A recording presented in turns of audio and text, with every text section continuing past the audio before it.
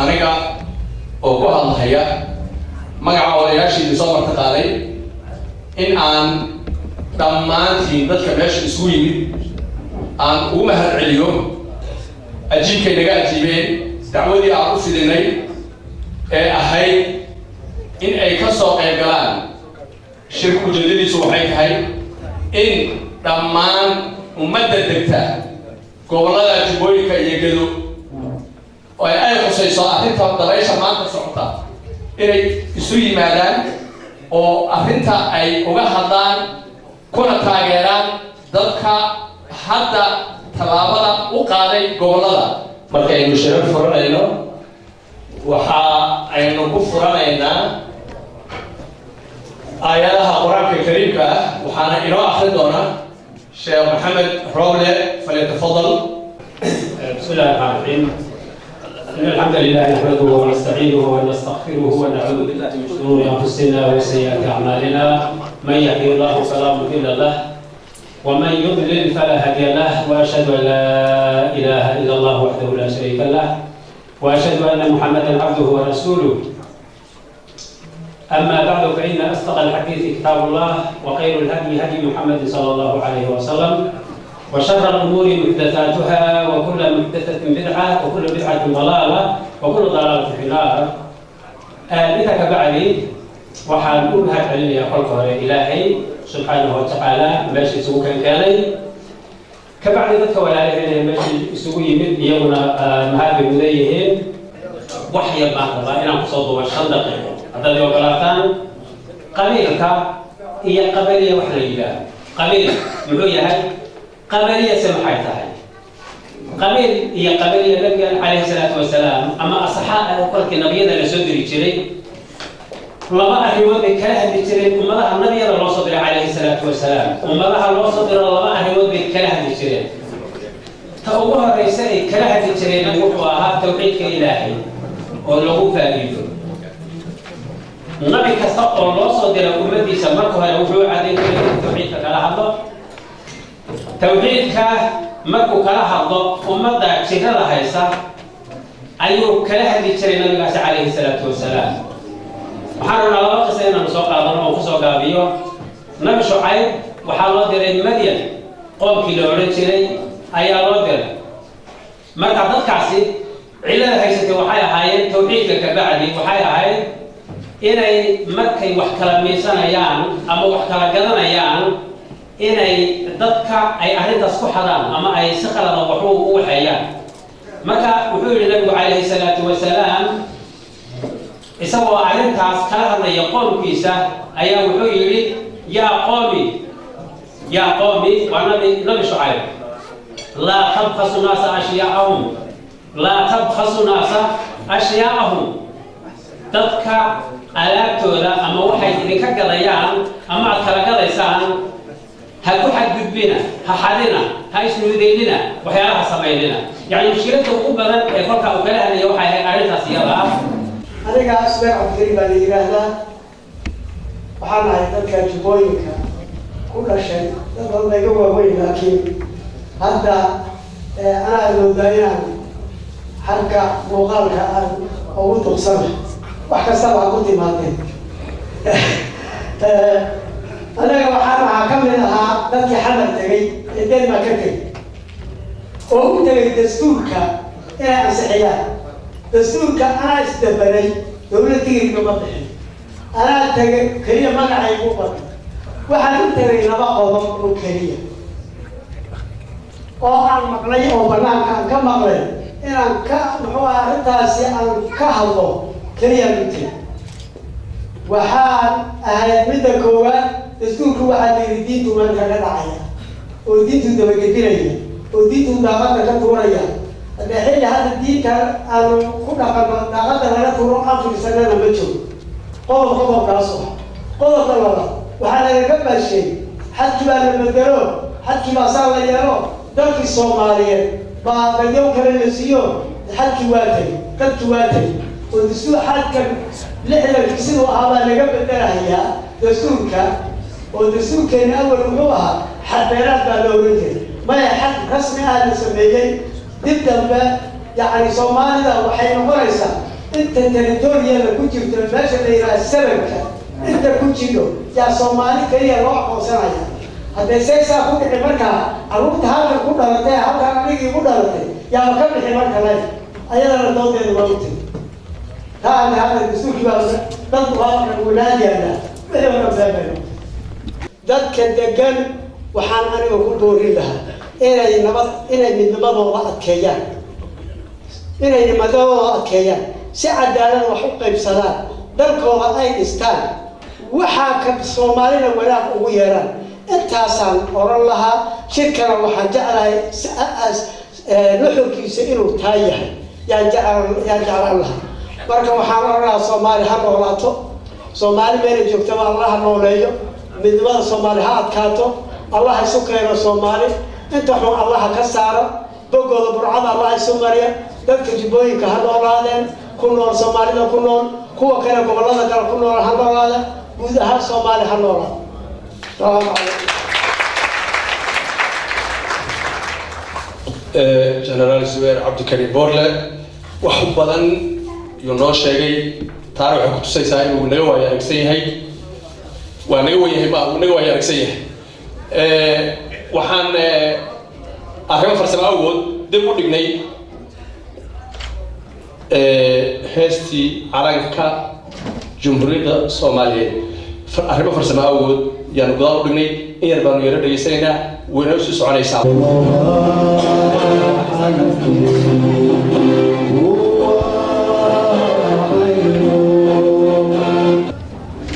الحسن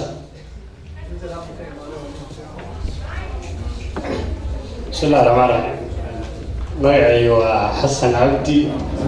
Yusuf waxaan ka imid waddanka Switzerland Geneva mawduucan ka hadli doono waxa weeye qodobada soo socda ciidankan wata magaca dowladda federaalka Jamhuuriyadda Soomaaliya waxaa la bilaabay bishii September 2009 ayaa waxaa laga soo ururiyay Jubbada Hoose iyo Jubbada Dhexe iyo Gedo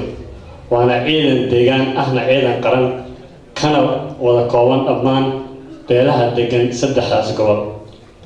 ciidankaasi waxaa ururinteeda sabab u ahaa heshiiska ay galeen labada dowladood waxaana mas'uul ka ahaa Professor Maxamed Cabdi oo ahaa xilligaas wasiirka gaashaandhigga ee Soomaaliya heshiiska labada dowladood ee saxiixeen wuxuu ahaa iyo dowladda Afrikaanka lala saxiixday maadaama ciidamada Amisom ay yaraayeen markaas ay Uganda yareen in ciidamada Soomaaliyeed la tababaro laguna tababaro Uganda Djibouti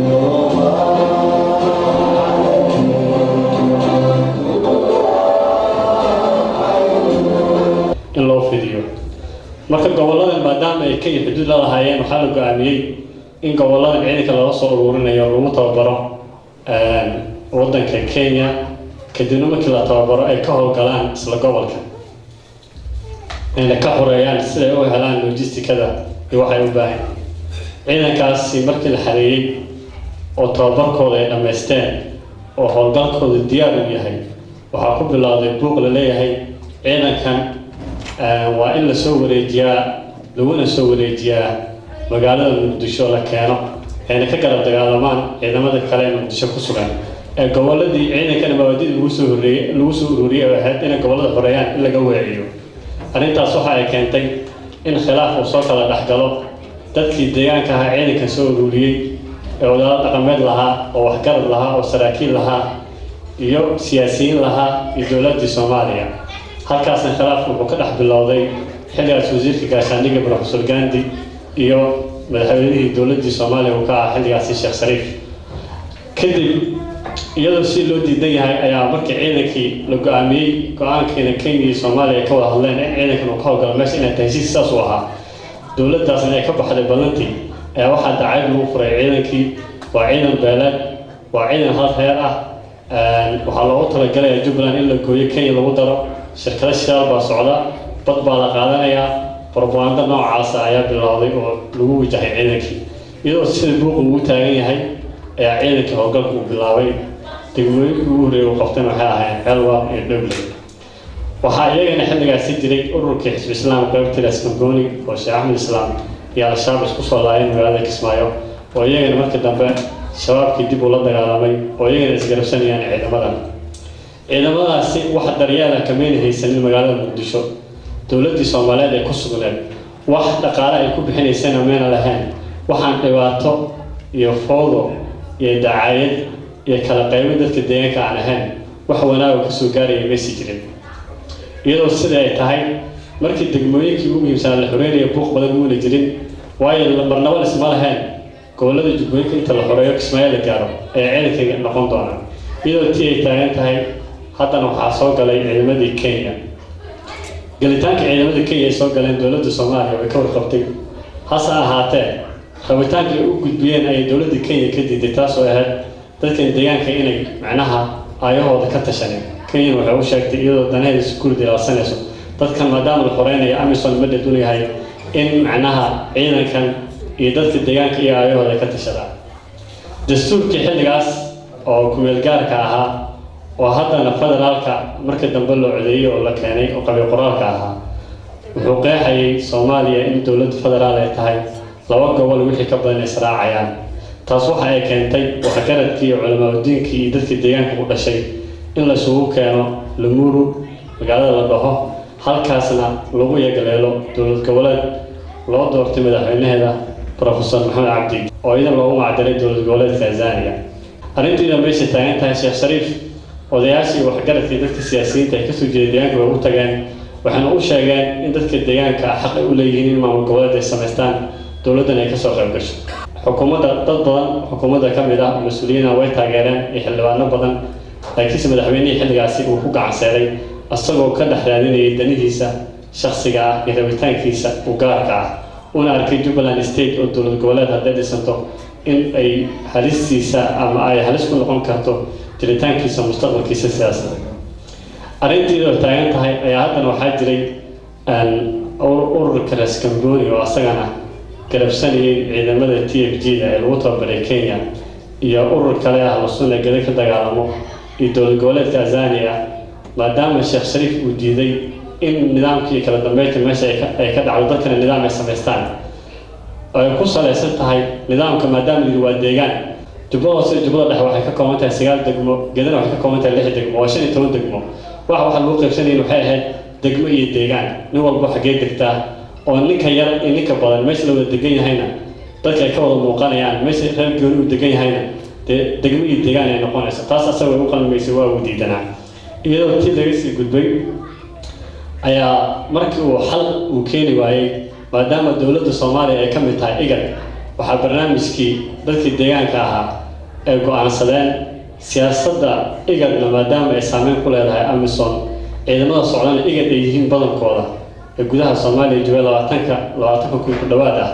dhulka la xoreeyay IGAD ay joogaan in barnaamijkan dowlad baawarkeeda maadaama Sheekh Shariif uu adeegsaday in loo adeegsado dowladaha IGAD la dhex dhigo loona muujiyo dhibaatada madaxweynihii xilligaas uu ku hayay barnaamijkan 3 gobol inay yeeshaan maamul goboleed deegaan ah kuna saleysan degmo iyo tuulo iyo heer gobol ilaa ay dowlad goboleed dhammaystiran noqoto taas uu ogol yahay ahadiga federaalka dowladda Soomaaliya kadib waxaa loo wareegay IGAD markii loo wareegay shirka waxaa ka soo qayb galay oo la isugu keenay Tanzania iyo Raskamboni iyo ahlu sunna wal jamaa iyo dadka kale ka biyadiisanaa la isugu keenay waxaa goobjoog ka ahaa wasiir dowlaha arrimaha gudaha Cabdi Cali ninka la hayaa dowladda wakiil oo ahaa iyo safiirka Soomaaliya ee u fadhiya magaalada Nairobi Cali America arrintaasi markay dhacday dhammaan midowga Afrika iyo midowga Yurub iyo United Nations-ka iyo dowladaha Amisom ee Soomaaliya qaybta ka ah shirka goobjoog ka ahaayeen arrinta markay dhacday wixii dukumeenti ahaa la soo gudbiyay dadku waxay ku heshiyeen marka isla dib si la soo qanciyo lagu wada hadlay in jabhad laga gudbo dadka ay sameystaan dowlad goboleed deegaan ah laguna saleeyo deegaan iyadoo la waafajinayo ahdiga federaalka jamhuuriyadda Soomaaliya waxaa la isku raacay in 3 gobol 15 degmo laga keeno 500 ergo waxaa intaas ka hor horta la ansixiyay oo isku raaceen dastuurkii ahaa in marka hore Tanzania ay sameysay dib loo falanqeeyay kadib waxaa soo gartay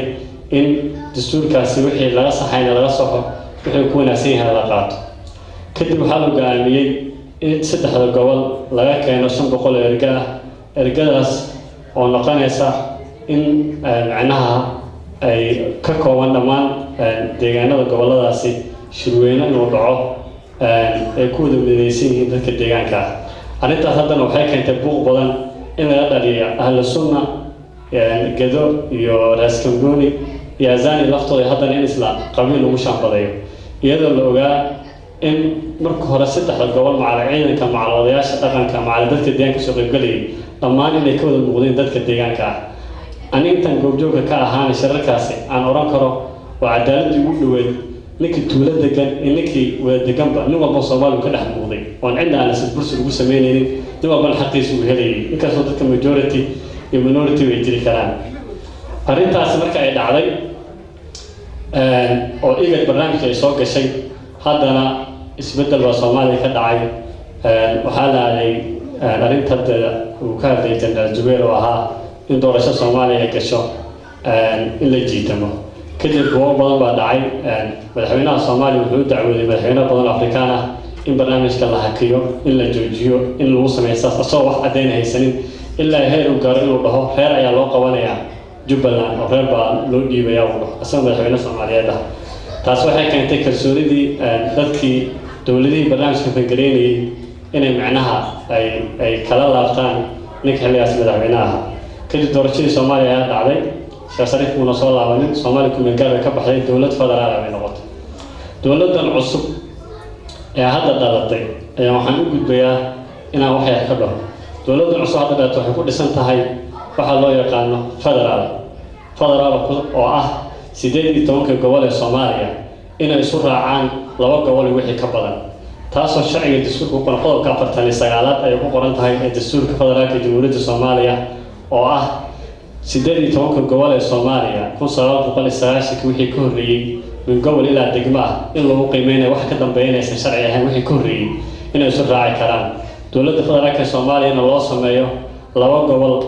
iyo wixii ka badan isu raaci karaan lana sameeyo golo sare ama golo sanad loo yaqaan oo ka kooban 54 taasoo macnaheedu ah haddii saddex gobol isu raacaan jubbada dhexe gadina yeelanayaan 9 sanad ah inay ku yeelanayaan 54 markii loo qaybiyo 18 gobol loo qaybiyo inay ku yeelanayaan taas oo markii arrintaasi si sharci ah loola dooday madaxdii hore wax sharciyada oo madaxweyne ku yahay oo ra'iisul wasaare ku yahay oo baarlamaanka ku yihiin oo golaha wasiirada lagu soo xulayo oo sharciyada waddanka lagu maamulayo ah ayay dowlad goboleedka hadda dadka ay wada sameysanayaan oo inta iska soo dukuleed soo wada keenay gobasha ay taalo ay sharciyadeedana sharci ku tahay waayo dadka waxa u dhaxeeya waa dastuurkaas federaalka Jamhuuriyadda Soomaaliya oo ka mid ah aniga dadkii ka qayb galay ansixintiisa goobjoogka ah aniga Jeneraal Abdikni Zubeer goobjoogka ka ahaa waana ku qoran tahay wax walba madaxweynaha awoodiisa ra'iisul wasaaraha awoodiisa maamul goboleedka qaabka loo dhisay kulli waa wax qeexan marka waxaa lagu wadaa dadka Soomaalida rabitaankooda iyo sharciga in rabitaankoodu ka weyn yahay waxa qofku uu rabana inuu ka hormarinayo waxa sharciyada ah marka dadba hadda waxay ku dhahayaan marka aad la hadlaysid ama ay doodayaan in dawladda ay awood u leh inay maamulada sameyso dastuurka federaalka ah ee madaxweynaha maanta uu wareysay madaxweynaha Soomaaliya waxa loogu yeeraa madaxweynaha Jamhuuriyadda Federaalka Soomaaliya waxa ka baxday kumeelgaar Soomaaliya waxa kumeelgaar uga baxday waa dastuurka weeyaan oo la ansixiyay dastuurka hadaan la ansixin kumeelgaar kama baxdeen dastuurka lagu ansixiyay asaga kumeelgaar uu kaga baxay oo dawlad rasmi ah uu ku noqday ay maamul goboleedka Jubbaland State oo saddexdaas gobol waxay ku noqonayaan sharci rasmi ah wixii wanaag ah ee Soomaalinimo ah ee xaq ay leedahay dawladda federaalka ah ama taageerada ay ku leedahay madaxweyne Soomaaliyeed weeyaan oo lagu soo dhaweynayaa laakiin mar walba waxa iskala go'aanka dadka u dhashay jubbada hoose jubbada dhexe iyo gado ayaa iskala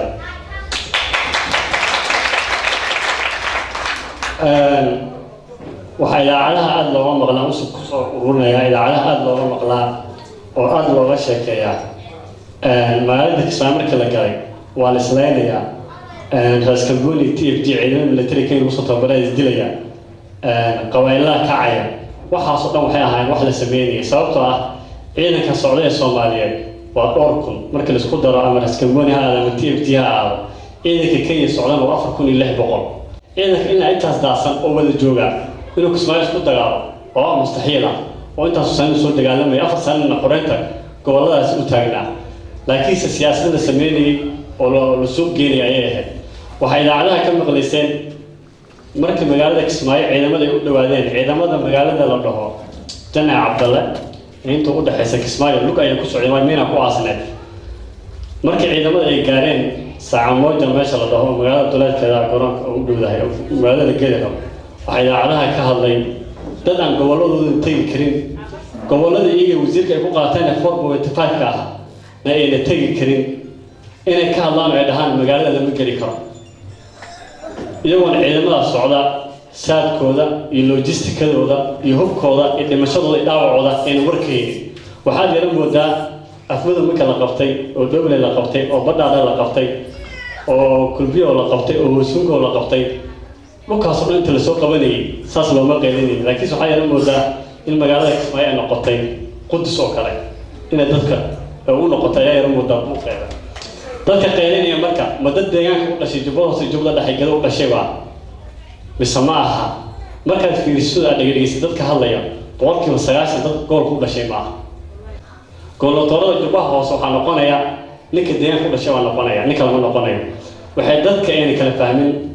magaalada Kismaayo waa caasimadda saddexaad ee Soomaaliya Muqdisho Hargeysa Kismaayo weeyaan Kismaayo waxay magaalada u tahay jubbada hoose waxa ay ka kooban tahay waa magaalooyinka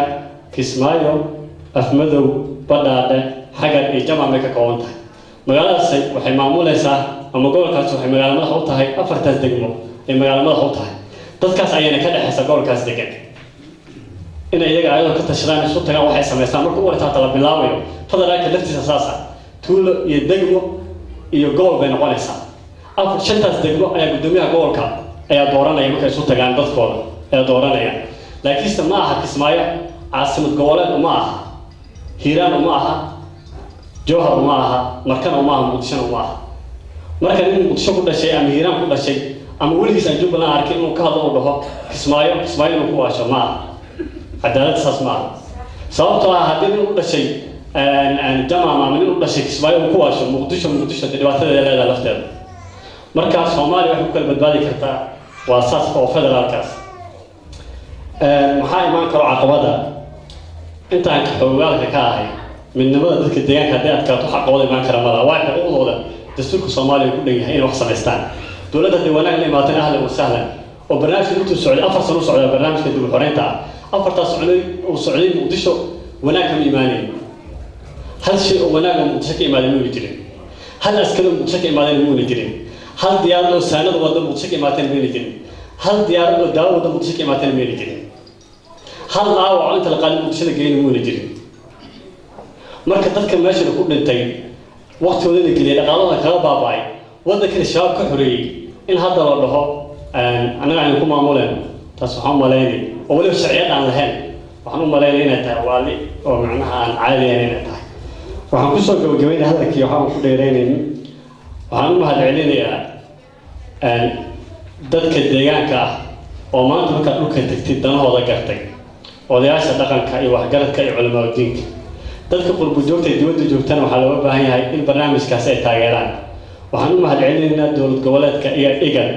oo barnaamijkan waqtigeeda gelisay iyagoo dowladaha interest ay ka lahaayeen hasa ahaatee u arkeen in interest uu ku jiro Jubbaland state inay istaagto sababtoo amnigooda iyo security-kooda ayaa ku jira laftooda waayo al-shabaab iyo al-qaacida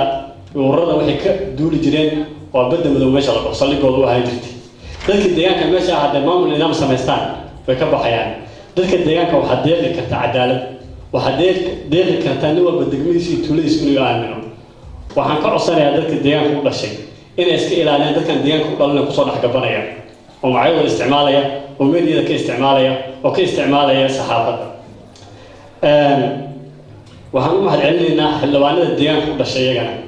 oo iyagana hadda u istaagay in barnaamijkooda taageeraan waxaan u mahadcelinaynaa ciidamada qalabka sida ciidamada Amisom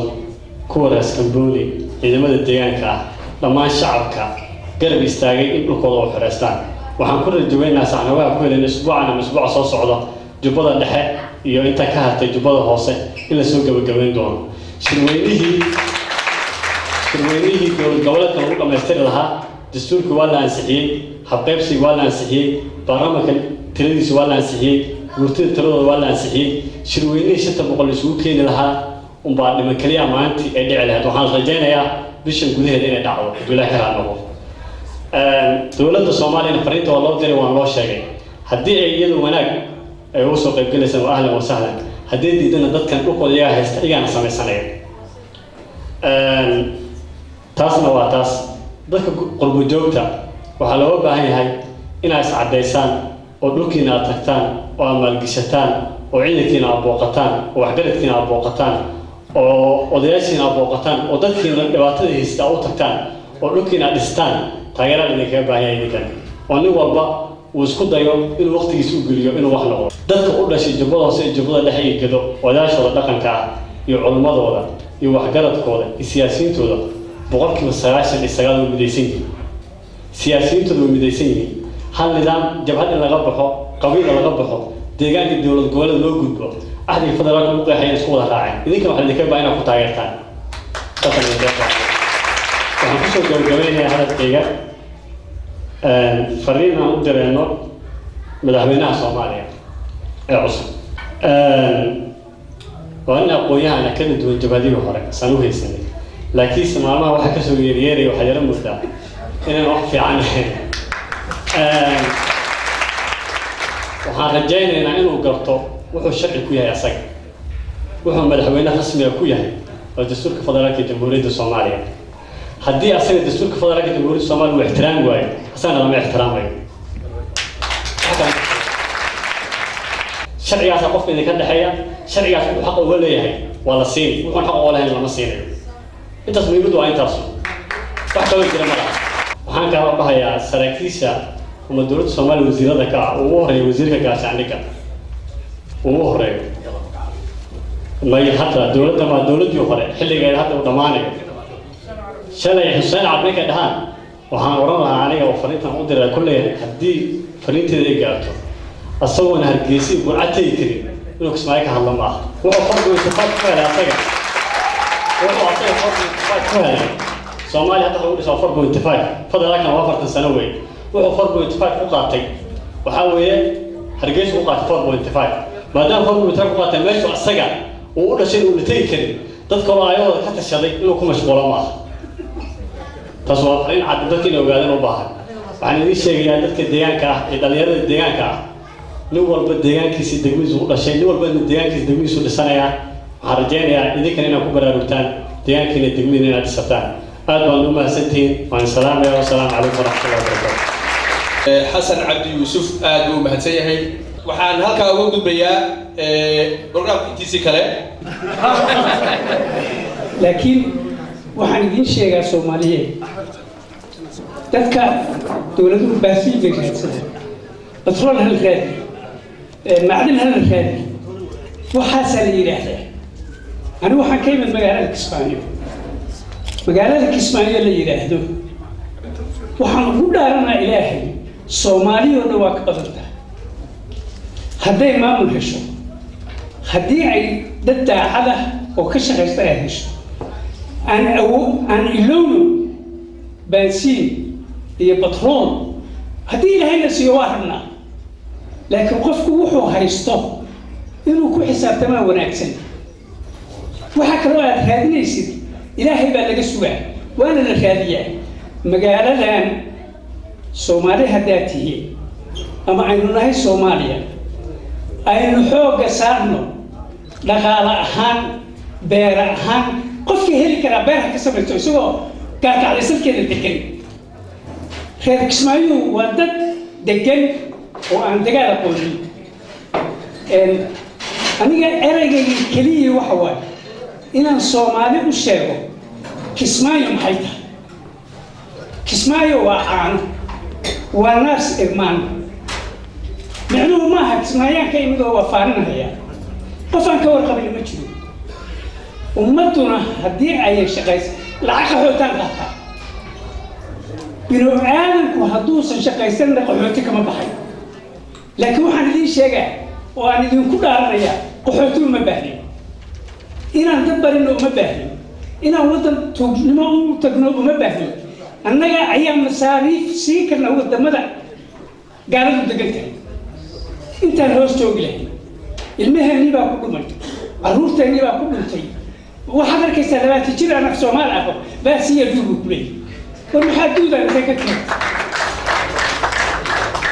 aynu intaan usu tagno oo dadnimo samayno wax 25 sano deganaan deen mara ama 30 kiiba wax aan faa'iideeyay iyo waxaan wax u taray midna ma jiro waan runta waan qof kasta laakiin haddii 30 sano aan waddankayga joogi lahaa wax badan baan qaban lahaa anoo maxkamadaha ka shaqeeya oo 150 shilin qaata wallaahi alcadiim been ma ayaan guri ka dhisay سعيد حاجي أو لا شيء كسمايو أما عيال كسمايو وآد بو غير وضي مرة واحد وحنا ما ينسيو تحديو أو يلا كسمايا أو حاجة نسيني سودو تحديو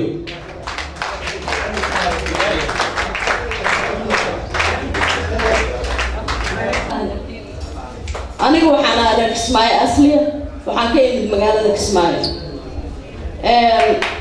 وحنا maamulka cusub oo loo sameeyay gobolada Jubbooyinka waan taageersanahay aad baan ugu faraxsanahay waan u mahadnaqahay salaamu calaykum waraxmatullahi bismillahir rahmaanir rahiim waxaan halkan ka salaameynaa dhammaan dadweynaha meesha isugu yimid rag iyo dumarba iyagoo aad iyo aad u mahadsan oo naga aqbalay casuumadii aan u fidinay anigoo ku hadlaya magaca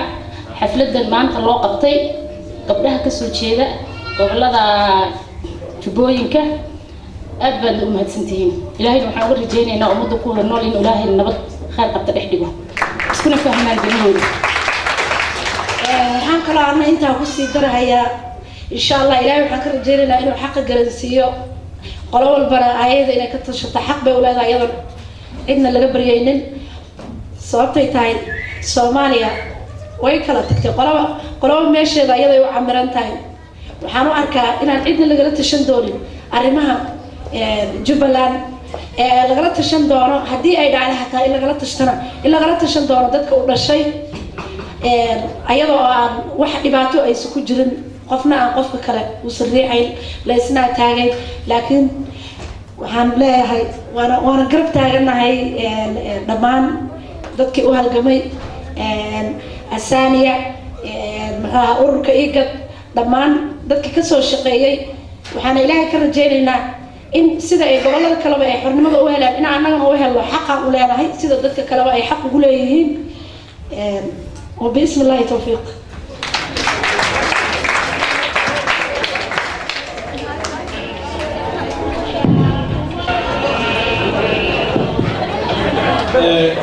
قبله آد خطبتي فعليا أي نوع شديد أدي أبدي السلام يا شرفت المشاكل الصغير قليل إلهي بمهدوين إلهي بمهدوضا وحكوا مهدوضا ذكي شركة قيمة يقايا للسؤال أبدي إياك أنت كصغير كشو شرفت المضن أنا محمد إبراهيم بلي هذا وعن كل شيء كان زيمة كزمان شن يافرتك يا قوس أفريقيا لغتك شن سنة جوجي كلية كان كسوق قليل فرارة كلية جدي اللي هذيك ما كان بيقولوا سيد عبد كم تقول هذا أنا سياسي مي لكن وحنا استري قويان وحنا هذه التغييرية قبل وقبل هذا سيمحد بعتبرهم بيسومرين شيء سكير هدي مانتي أنت ومد الدجان كله وانا قال أنت كنول وانا قال أنت دكتة قبل هذا اللي هي معه سداد دين رجال استعمار قدامك وقتك إذا كملت وادود خصوصا تين أنت يلي أنت ورجع هو وقلت الرجال أنا يريد سدادك قلت الرجال سدادك ما قبل هذا اللي هي تتبع الدجان صدق هذا قبل وجدوا يجوبا ده يجوبا ده يلي هنا ومد ذلك كله والدجان كله يا الدجان كله ذلك كله وافدا وديكي وحكوش يقطع ووحكي الشيء تيسقى وسوى وحكي الدوري أنا أقول الله هي هذا الطاقة maamulka ka dhisan maantay waxbaa la sheegaya laakiin waxaa anigu taleen isu taagi mayo intaa waxaa iga qiimo weyn iyagoo heshiiya oo midooba oo maamul midaysan oo lagu faani karo dhista oo dadka u hanqaltaagaya runta u sheega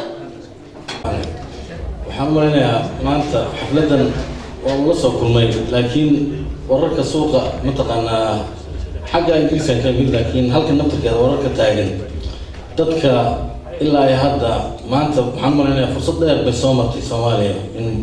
gobollada qaarkood ay hadda soo wada mareen oo nabad mataqaanaa halkan jubbada hoose ay hadda ugu dambayso nabadgelyada inay maanta qaadatay oo ay taagan tahay waqtigii ugu dambeeyay maamul loo sameyn lahaa halka gobollada maanta hal raggii ugu horreeyay Iiraan ha ahaa dadka kale gobollada mataqaanaa yaryada minority ka magaalada degan intay ka soo qayliyaan beledweyne ama ay ka soo qayliyaan mataqaanaa xamar ay yiraahdaan jubbada hoose seeba mataqaanaa Kenya u joogtaa seeba maamul loogu sameeyo mataqaanaa dowladda Soomaaliyeed baa u sameynaysa hor istaagayso maanta in jubbada dadka ka taliya maamul u sameystaan waxaa rabtaan inaad dib noo celisaan oo gadaal noogu celisaan 20 sano halkii aanu taagnay waa ku maqlaynaa odayaasha iyo siyaasiyiinta iyo aqoon-yahanada haweenka waxtarafka ka soo jeeda jubbooyinka iyo gala waa salaamaya ma garat ويجينا وسلام يا سلام الله عليك. والله وحاول ذكر متكون لو أتصل يقدر على غفاتها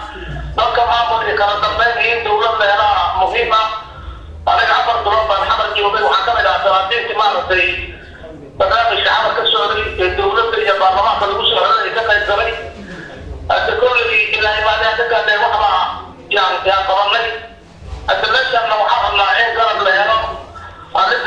محاول على الجبوني كلام ولا التعليم شيء مع الجماعة ومحاول على لما بحضرتك الجبوني كذا هذا الشيء التفسير كذا وصلوا لنا أنا أنت إلا ما قلنا ما في ذكر العربية في الكاس تركت وعندنا وقعات صحيح ما كنا نكسب أنا بعد ذلك بعدان أنا التلفون كتير من هذه السبعات هذا يفرح كذا عليه والله يضع يضع يضع الدنيا هذا والله يدخلون كلمات الأوكي وهذا مسؤول كأحد المدارات وهذا كتمايل هذا الكلام يعني. والسلام الله عليك يا رجل. يمكن أو يحاول ذكر وحاول ينشر الشغل وذكر Somalia يكون مثل الشغل الدولة الجديدة وحاول يشيل يعني واقع الدولة الجديدة اللي يعمل عندك إسماعيل من واحد هذا وعمان كان بدأ يحصل تعال بدراسة من عندنا في الدولة اللي يعملون معامل في الجامعة وعلماء السعودية مع كان كتمرين واحتياطات كتير كمان كنا نشوف على المجالات اللي برضه بالله عن التطور معركة وشيء ومعركة تطور بالدنيا بالله سبحانه وتعالى الحالة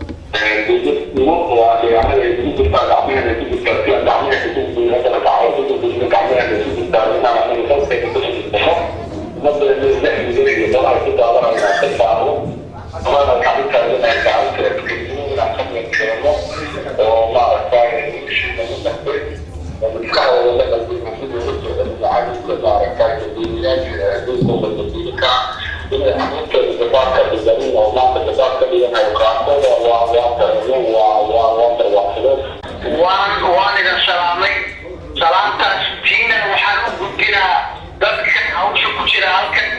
toodiina haddeer aan horey idin kusoo gudbin waa la fiican yahay barnaamijka meel fiican buu maraa sidaad oola socotaan heerka hadda uu maraayo qolaadiisiina waa badatay buuqiisii iyo interpretationkiisii oo qalqalloocnaana wuu iska batay laakiin waa shaqo soomaaliyeed heerka aan marayna heerka fiican ma jiro waxaan rabaa inaan idiin sheego barnaamijyada halkan ka socday oo nairobi ka socday waxaa waaye sidii bay u socdaan guddigii farsamadu uu shaqaynayaa beri maahan saa dambe international community waxay aadayaan xamar waxaa loo fasiraa barnaamijkan barnaamij soomaaliyeed inuu yahay hadduuna fahamsanayn madaxweynaha jamhuuriyadda soomaaliyeed oo annaga aan isaragnay oo aan horeyna ugu fasirnay barnaamijkan waxaa ka xigto oo aan diyaarinayna oo aan rabnaa usbuucan aakhirkiisa in kismaayo loo diro wafdigaas oo nabadgelyadana soo ogaada sida ay ku suurageli lahayd magaalada maadaama buuqeeda iyo qayladeeda iyo seeshasadeedu ay badan tahay qaabkay ku suurageli lahayd inta shirweynuhu ka dhacaayo in maamul kumeelgaada loo sameeyo xaaladdu meel fiican bay maraysaa dadku wuu iswataa ciidamadu way fiican yihiin buuqa iyo qaylooyinkaas iyo qeynaha faraha badan oo banaanada ka jira lama dhageysanayo gudaha soomaaliya labadaba soomaaliya weli waa jiran tahay laakiin wadadaan hayno wada saxa waaye aqoontiina iyo garabsiintiina aad baad ugu mahadsantihiin halkan dadka joogan waqti ay iskaga duuban yihiin oo dadka deegaanka degan ay ka midaysan yihiin ma jiraan marka idinkoo raaliga hawsha baa ku noqona waa mahadsantihiin si wanaagsan baan idiin rajaynaa guulna waa noo wada rajaynaa maaragtay wasalaatu wasalaamu calaa rasuulillah wabacd waxaan bilaaya assalaamu calaykum waraxmatullah wabarakaatu عليكم السلام ورحمة الله وبركاته. waxaa la yidhaahdaa axmed aadwakasoojeeda gobolada kismomidka qaarkodan magaalada kismaayo degan waxaan rabaa inaan idiin sheego meeshaas ama goboladaas saddexdaa markii laysku wada qaado jubooyinka laysku yidhaahda dhibaato fara badan baa 22 sano ka dhacday dadkaasi aad loo dhibaatooday arrintooda in la soo ururiyay ku fiican tahay anigu marar badan baa ka dhaxay markii u dambaysay hadda waxaa ka dhacay 2008 guri baan ku leeyahay carruurtaydii kenya loo cararay markii nimankaa shabaabkii ay qabsadeen alxamdulilah markii hadda waa la qabtay provocation badan iyo buuq badan oo xagga negativeka loo wadaa jiraa anigu xildhibaan soomaaliyeed baan ahay xawar baa buuqaa laga wadaa inaan meeshaan waxba ka suurtagelin baa laga wadaa waxaan leeyahay dagaalkiina isku dardaas iyo isku darbaynu wada nahay sidii lagu gaari lahaa maamul goboleedyadan dowladdu waa fadaraanahay lagu dhisan lahay oo xal baynu u baahan nahay xaqna waa la gaari doonaa waxaan midcooyinkaas inaynu dalkeenu si u qabsanaayen aan ku kufriyin baan ku talin lahaa oo buuqa xamar ay samaynayso si ay inoogu taliso mar walba ugu horjiyo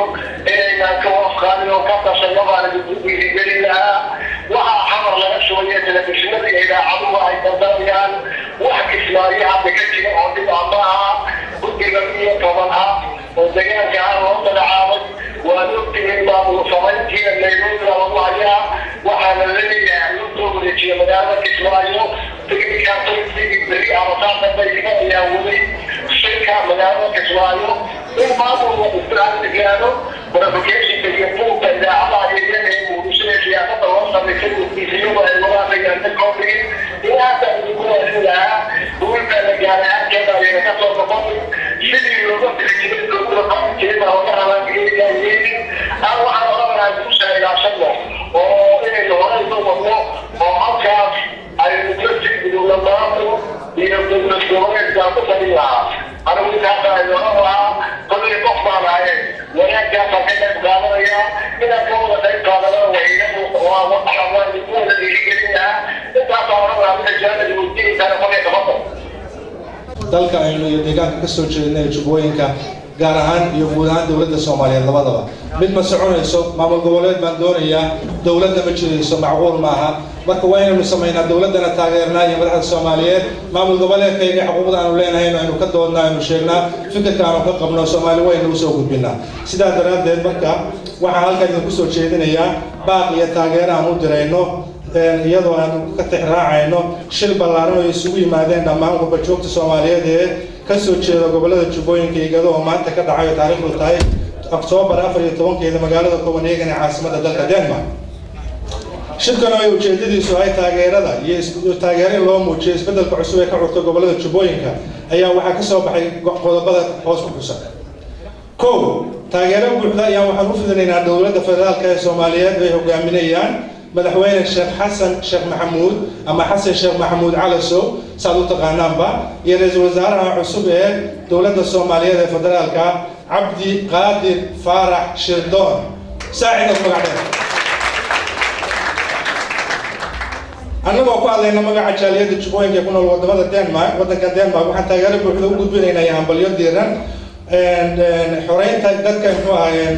maxalligaada waxaan taageero buuxda iyo hambalyo u diraynaa xoogagga isku bahaystay xoreynta gobollada Jubbooyinka sida ciidanka xoogga dalka Soomaaliyeed Ras Kamboni Azania iyo dowladda walaalaha nahay ee iyaguna ka kooban ciidamada IGAD ee gacanta ka geystay sidii dib loogu xoreyn lahaa gobolladaas aan soo xusay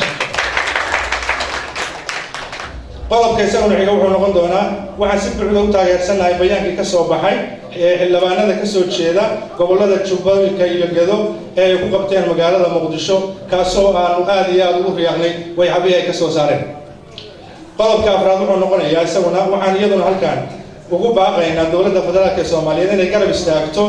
maamulka loo sameeyay gobollada Jubbooyinka iyo Gedo si loo helo nabad waarta maadaama axdiga dowladda ku meel gaarka ee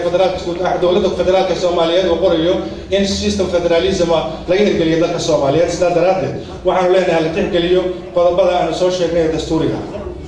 waxaan sidoo kale ugu baaqaynaa dhammaan bulshooyinka Soomaaliyeed degan degmooyinka Jubbooyinka iyo gobolka Gedo inay gacmaha isqabsadaan